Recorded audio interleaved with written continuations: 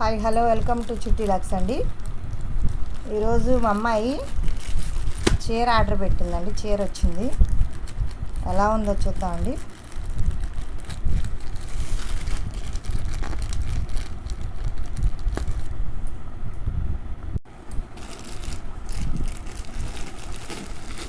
బాగోదేమో అనుకున్నానండి, బాగానే ఉంది చీర,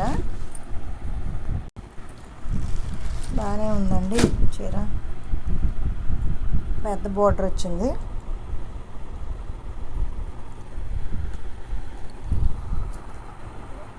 ఇది వచ్చి పైన అనమాట, పై అంచు అనమాట. ఇది